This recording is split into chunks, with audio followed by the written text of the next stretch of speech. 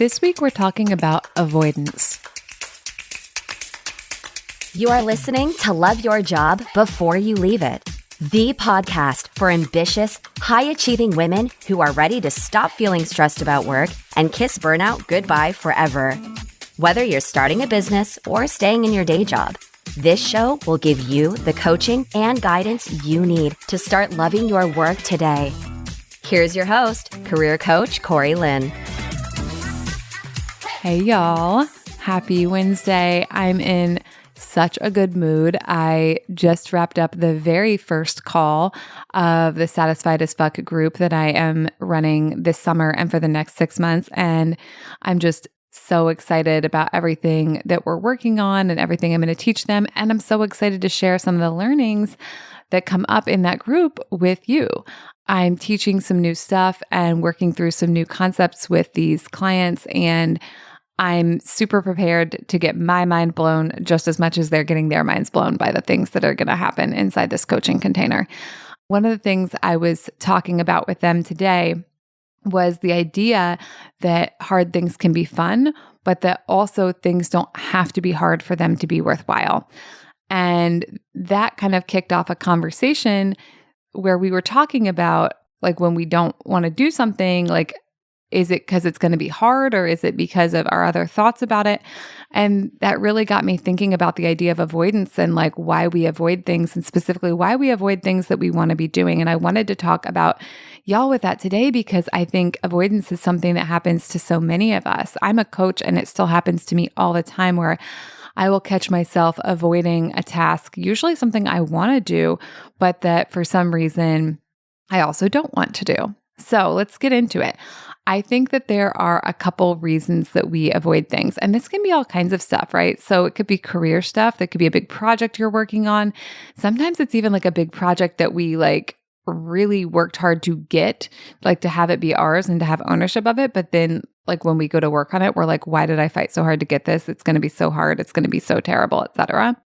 Sometimes it's avoidance in other areas of our lives. Like maybe it's a difficult conversation we want to have with our significant other. I know I've personally done some avoiding in that area over the years, although I think I'm a lot better now in that particular one. Sometimes we avoid stuff. Like I often used to avoid going to bed. Like it was like a adult rebellion thing, I think, where I would like want to stay up later and have like more time for me.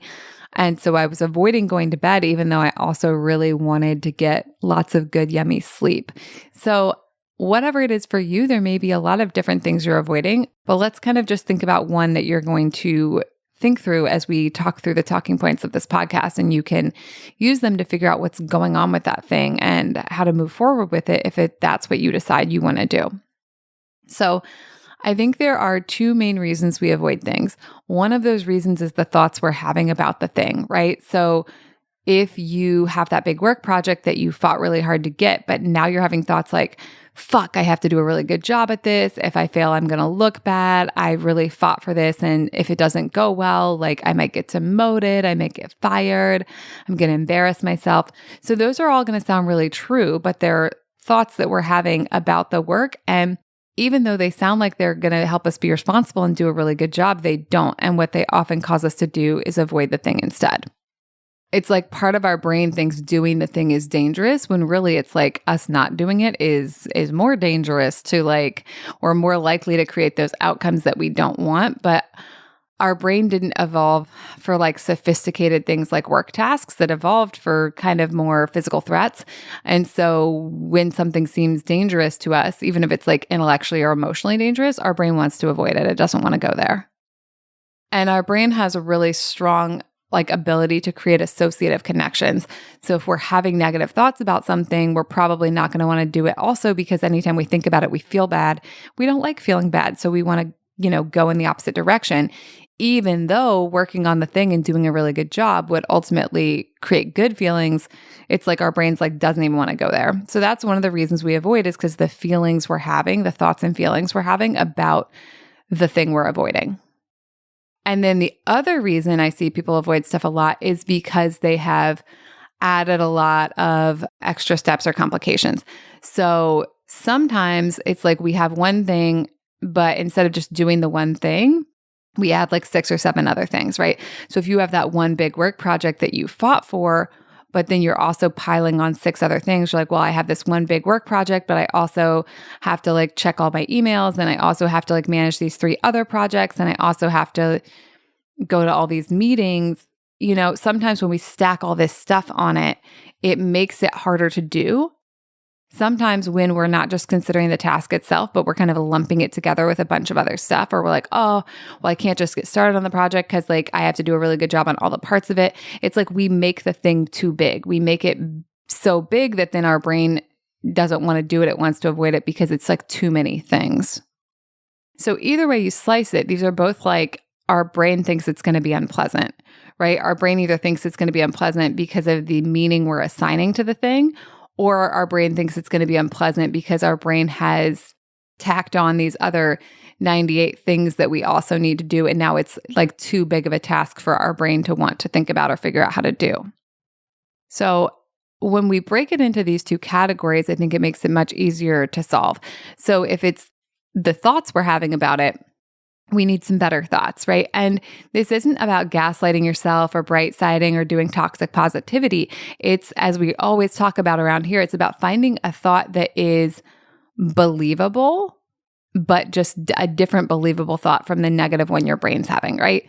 And it's not even about like necessarily disproving the thought. Like if you have that big work project and your brain keeps saying, if I do a bad job, I'm gonna like look stupid for having fought for this, your brain might think that's really true. We don't even necessarily need to question that right now. Let's just kind of set that off to the side and let's think like, okay, that's clearly not helping me get started. That's making me like want to like avoid this and bite my nails and like do all this other shit instead.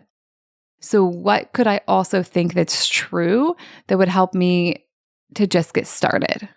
Right. And so it could be something as simple as like, I'm just going to get started, or like, there's a few parts I do know how to do, or like, yeah, I fought really hard for this, but like my boss and my boss's boss and my boss's boss's boss ultimately agreed that this would be a good thing for me to do. Or you could even go to like, people mess up and still have amazing careers. People bite off more than they can chew and then struggle and then figure it out. And then that can actually be part of a really like wonderful, brilliant career. I think for me and a lot of my clients, we're a little bit perfectionisty. So we get this idea in our head that like, we have to always tackle really big work projects and then do them perfectly. And like, that's how we grow and do well in the world. But that's not realistic. If we're doing these like really enormous things and taking on these big challenges, probably we are going to fuck up and fail sometimes. And like, what if that can also be part of our successful career trajectory and the successful career narrative?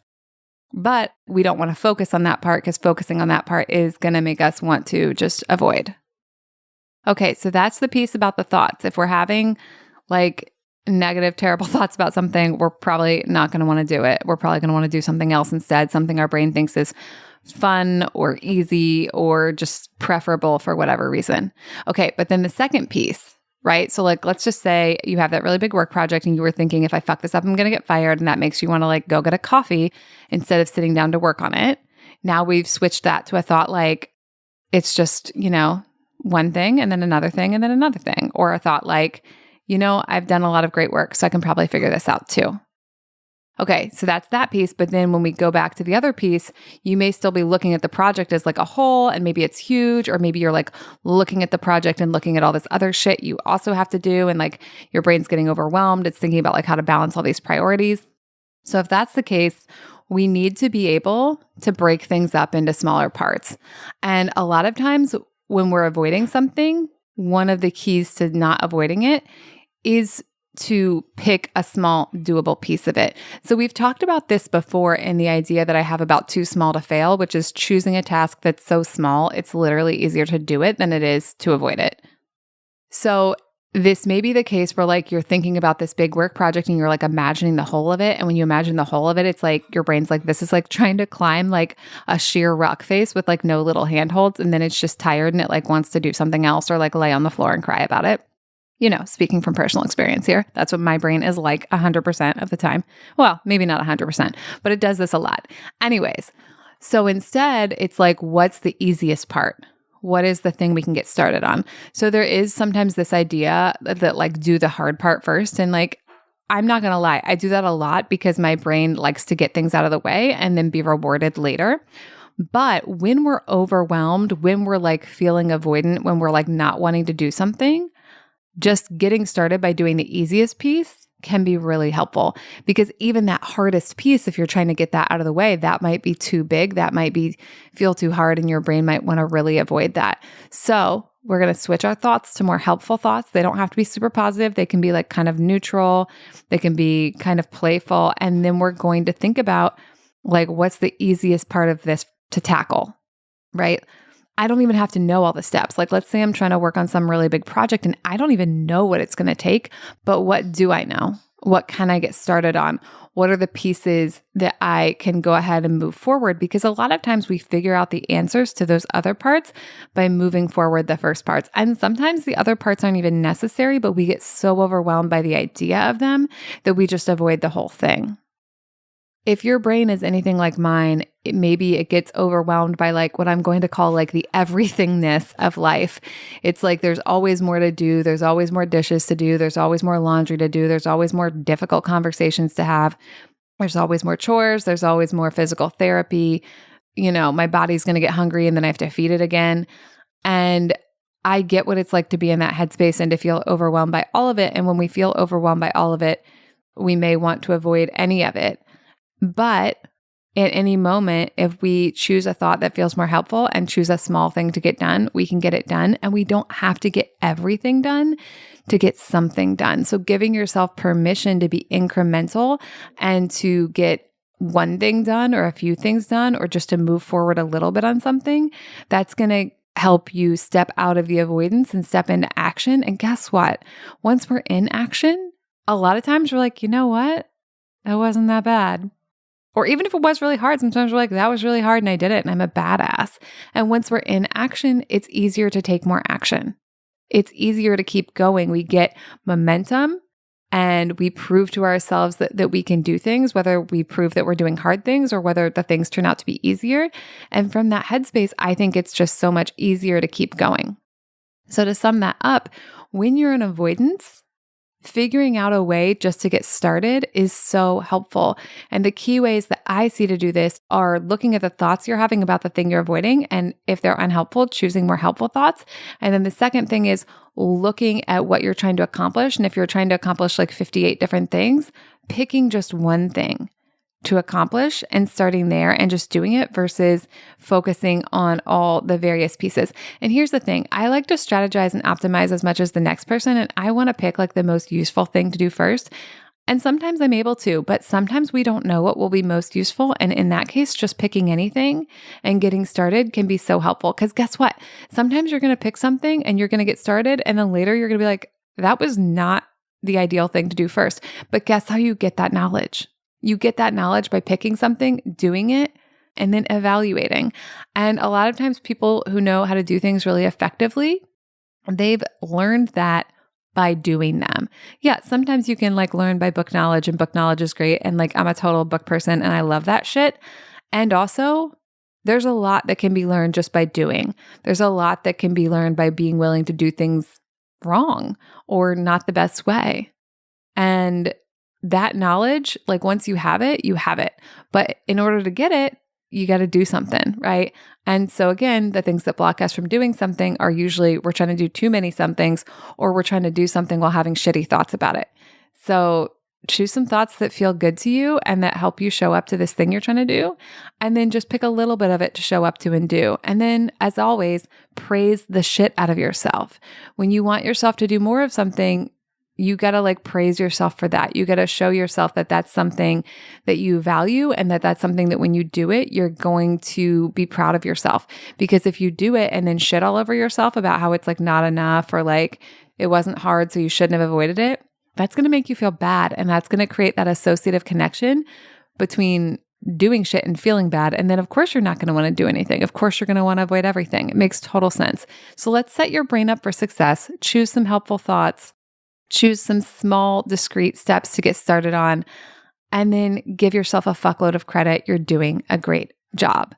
As we talked about last week, even if you are avoiding some stuff, and even if you're not where you want to be, you've come so far. You're doing great. Just keep going. All right, y'all, that's what I have for you this week. If you want some one-on-one help with the stuff we talk about on this podcast, come sign up for a consult call with me. We can have a conversation about what's going on for you and what you would like coaching to help you create. And if you're excited to do group coaching instead, like I said, head on over to my website and sign up for the Satisfied as Fuck waitlist. And we'll talk about working together in 6 months. All right, y'all, have a great day. Bye-bye. Thank you for listening to Love Your Job Before You Leave It. We'll have another episode for you next week. And in the meantime, if you're feeling super fired up, head on over to CoreyLynn.com for more guidance and resources.